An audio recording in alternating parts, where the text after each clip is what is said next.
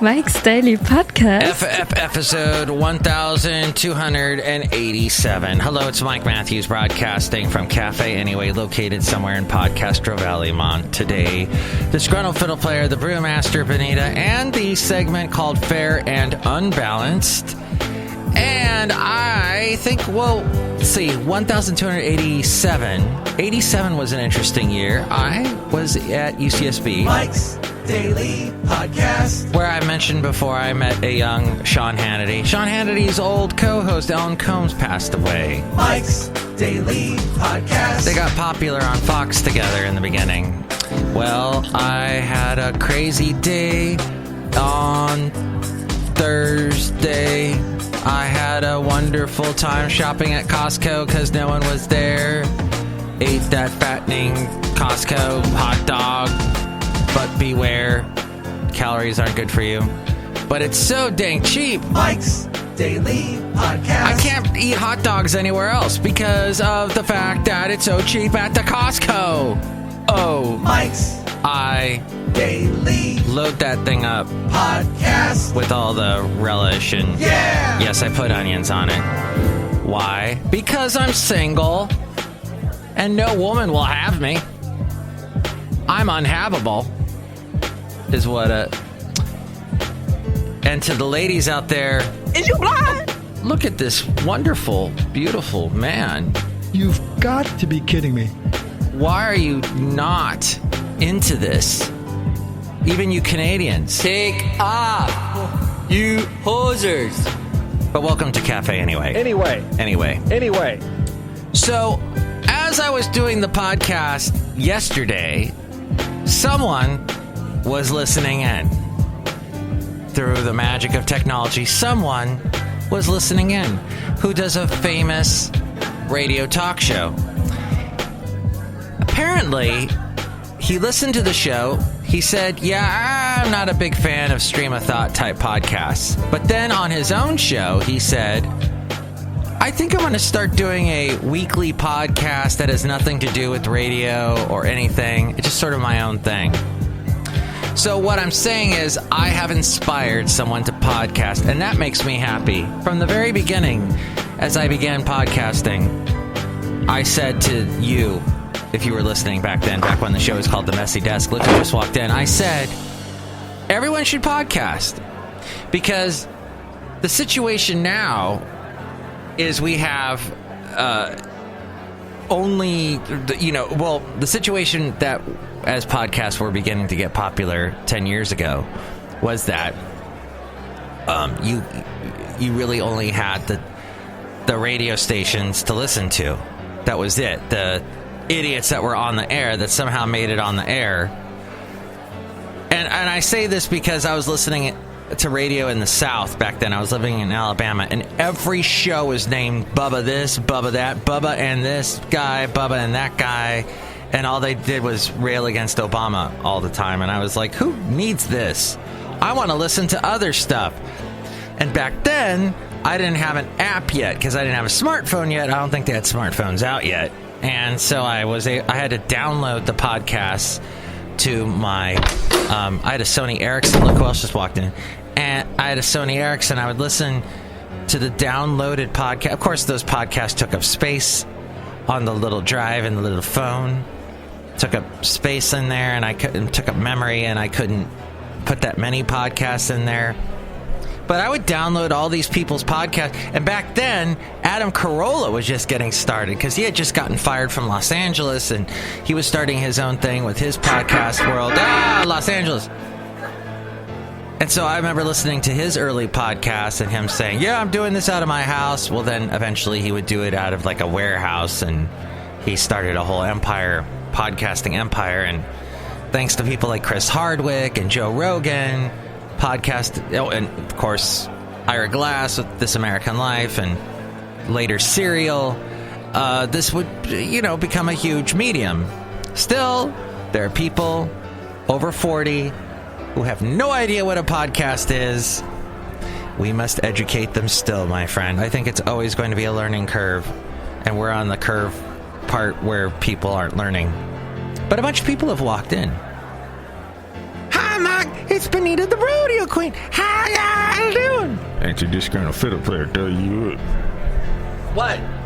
Well, maybe y'all can, acknowledge us when we are actually walking through the door, y'all. Yeah, Mark. What is this stuff? Okay, guys. I'll acknowledge you as you walk in to the door in the future. Mark, I like those shows like Bubba this and Bubba that and Bubba Loves Sponge and Bubba. I love all those shows, Mark. Those are the good stuff. Okay. I don't know why I'm not at CPAC why am I here instead of CPAC is what I'm saying. You want to be at CPAC with the lovely Kellyanne Conway. Yeah, she was at CPAC. And she was there talking to Sean Hannity, who I knew back in college. You keep mentioning that over and over again like people actually care or know who he is. Yeah, Mark, stop talking about him. Y'all are name dropping. You're right, I am. Sorry. Hey, Benita, Disgruntled Fiddle Player. Are you going to listen to my country show on the weekend, which I do on countrycrossroadsradio.com? Yeah, okay. Mark, I love it when y'all play Reba. Yeah, Reba's great. We play Reba. We play bluegrass. We play some Americana. It's awesome. So listen to it at countrycrossroadsradio.com. I'll be on tomorrow and Sunday. Oh, look. And here's today's podcast picture. Speaking of the South, I loved the South. Sometimes I toy with the idea of moving back to the South. And here is a picture from Lynchburg, Tennessee, where the Jack Daniels distillery is, where I got to go on a wonderful tour. I was married then. My ex-wife did not want to go, so I went by myself. And I remember going, and then I remember, having a wonderful day, walking around Lynchburg, Tennessee, where the Jack Daniels distillery is. And it feels like you're walking around Hazard. Remember the town of Hazard from the Dukes of Hazzard? It has, even though that was shot at the Warner Brothers studios next to Burbank, California, where they also shot Gilmore Girls. And Sleepy Hollow is also Hazard. Did you know that? I just dropped some knowledge on y'all. 2 shows maybe you've never watched before, Gilmore Girls and Dukes of Hazzard, but they were both shot on the same studio, at which I almost got to go to years ago. I was a program director in Ventura, California, and I was, the record promoters would try and do anything. Even then, even though it wasn't the 70s when they were giving away cocaine to all the program directors, they were still trying to schmooze you, and they still probably do that, to get you to play the record. And I remember some Warner Brothers record rep going, "Yeah, Mike, you like the Gilmore Girls? Oh, I'll get you on that sound stage, the outside studio where they shoot the Sleepy Hollow. Sure, Stars Hollow is what it is. And we'll get you in, and yeah." Because they were just about to end the show. So we were going to go out there. Of course, now they've brought back Gilmore Girls on Netflix. And Melissa McCarthy, who got her start on Gilmore Girls, she makes a comeback onto the show in a quick little scene. But yeah, it was pretty good, the reboot, as I mentioned in a previous podcast. But my point being, the Dukes of Hazzard, some good old boys, never meaning. Lynchburg, Tennessee looks like Hazard.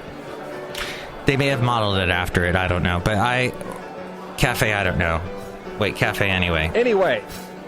So what I did was walk around and had a wonderful day in the South. And then I drove back to my house and where my wife was in Huntsville, Alabama.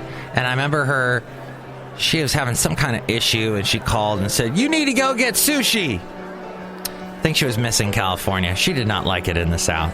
Although sometimes we still talk, and she'll go, "Remember that thing that happened in Huntsville? Remember we made some great friends in Huntsville." And so, my point being that you never forget the South when you've lived there. And some people still live there because they don't want to leave, and there's nothing better, and it's heaven on earth to them. And there's a lot of songs about that, country songs, which I'll probably be playing on tomorrow's show on Country Crossroads, like Bocephus, Hank Williams Jr. If heaven was a lot like Dixie, I don't want back. And other great songs like that. So, that's a podcast picture of Lynchburg, Tennessee.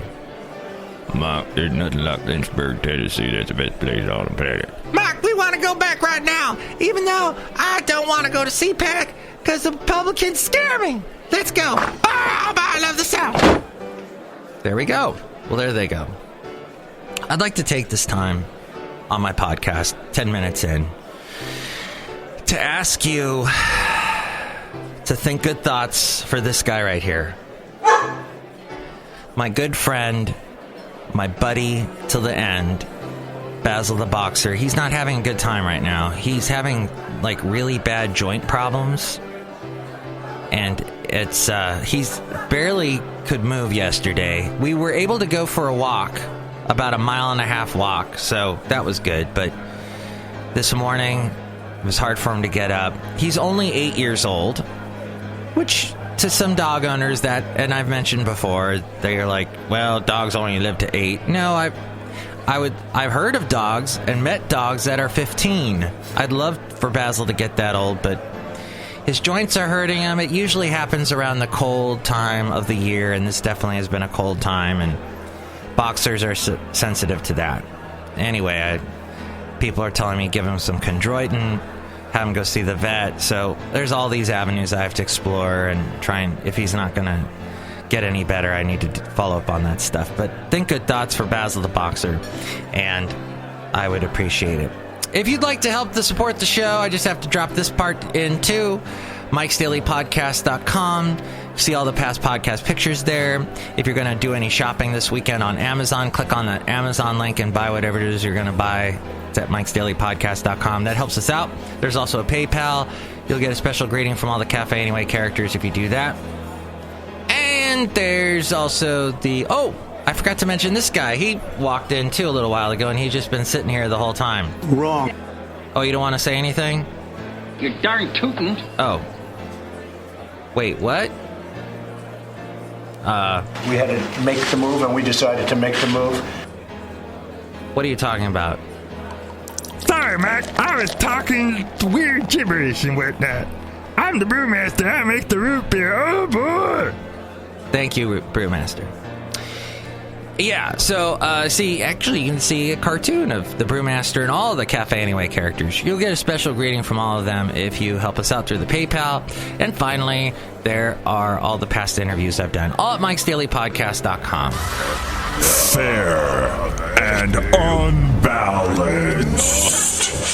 Everybody make some noise! Woo! Bringing to you live from Podcaster Valley Mont. Burger Master. Awesome. Glucosamine. That's the thing that people have been telling me to get Basil. I'll look into that. And also, 1987 was the year a country song turned into a synthesizer-y dance song happened. That was Pet Shop Boys doing Always on My Mind. You were always on my mind. Hey, today I'm going to go get boba. It's Boba Friday today. So I can get Boba Fat with Robert of the segment Welsh on the World. All right, we'll play that.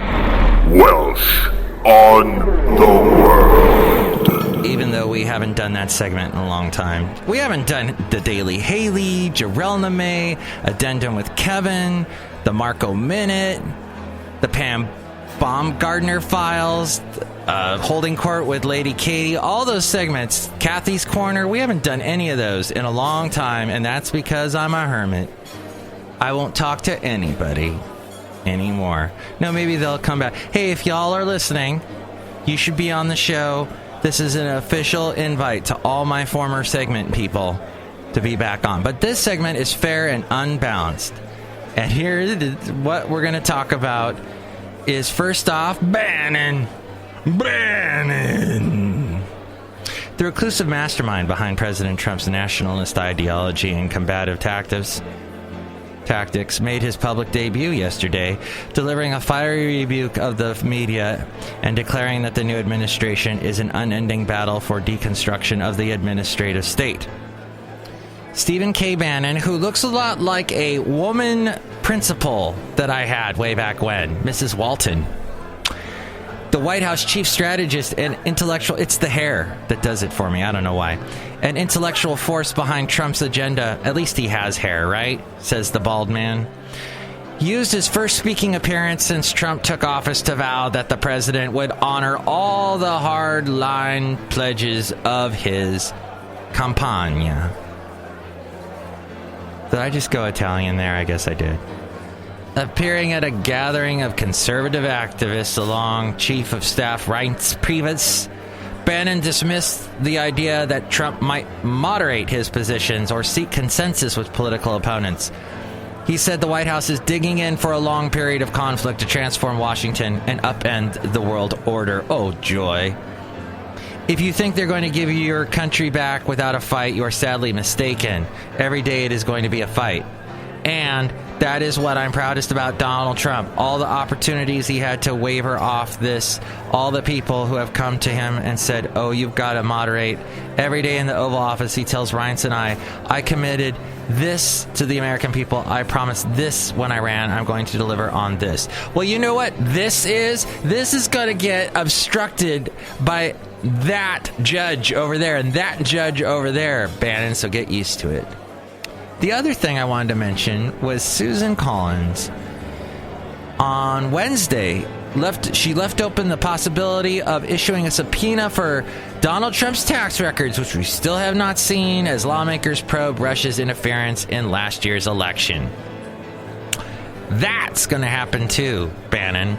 The main Republican, yes, she's a Republican, said the decision of whether to force the president to turn over his financial details would be made by Intelligence Committee Chairman Richard Burr, a Republican from North Carolina, and Vice Chairman Mark Warner, a Democrat of Virginia, as the committee attempts to determine the extent to which the Trump campaign was in contact with Russian officials. My hope is that we'll have a lot of voluntary cooperation, she said, and keep in mind that in some ways this is a counterintelligence operation in many ways, and that's what our committee specializes in. She also said former National Security Advisor Michael Flynn would be asked to testify before the committee. Lawmakers began investigating Russia's meddling after the U.S. intelligence community concluded the Kremlin had encouraged the hacking of Democratic Party servers and released emails meant to embarrass their nominee Hillary Clinton and harm her election efforts.